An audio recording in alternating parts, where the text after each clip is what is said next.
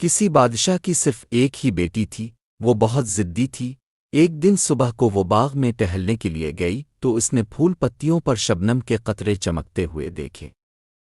شبنم کے یہ قطرے ان ہیروں سے زیادہ چمکدار اور خوبصورت تھے جو شہزادی کے پاس تھے۔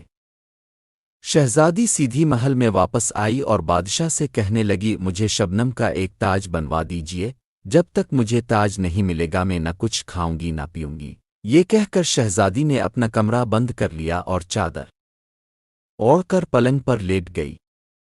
بادشاہ جانتا تھا کہ شبنم کے قطروں سے تاج نہیں بنایا جا سکتا، پھر بھی اس نے شہزادی کی ضد پوری کرنے کے لیے شہر کے تمام سناروں کو بلا بھیجا اور ان سے کہا کہ 3 دن کے اندر اندر شبنم کے قطروں کا تاج بنا کر پیش کرو ورنہ تمہیں سخت سزا دی جائے گی۔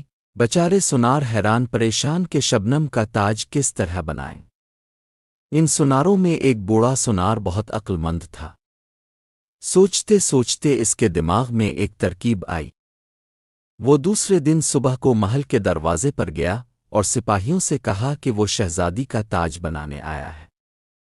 سپاہی اسے شہزادی کے پاس لے گئے۔ بوڑھے سنار نے شہزادی کو جھک کر سلام کیا اور بولا، حضور میں آپ کا تاج بنانے کے لیے آیا ہوں، لیکن میری ایک چھوٹی سی درخواست ہے۔ کہو کیا کہنا چاہتے ہو؟ شہزادی نے کہا۔ سنار بولا، اب باغ میں چل کر مجھے شبنم کے وہ قطرے دے دیجیے جن کا اب تاج بنوانا چاہتی ہے۔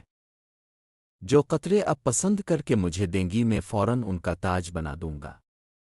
شہزادی سنار کے ساتھ باغ میں گئی۔ پھولوں اور پتوں پر شبنم کے قطرے جگمگا رہے تھے، لیکن شہزادی نے جس قطرے کو بھی چھوا وہ اس کی انگلیوں پر پانی کی طرح بہہ گیا۔ تب شہزادی نے شرمندہ ہو کر بوڑھے سنار سے معافی مانگی اور عہد کیا کہ وہ اب بھی ایسی ضد نہیں کرے گی۔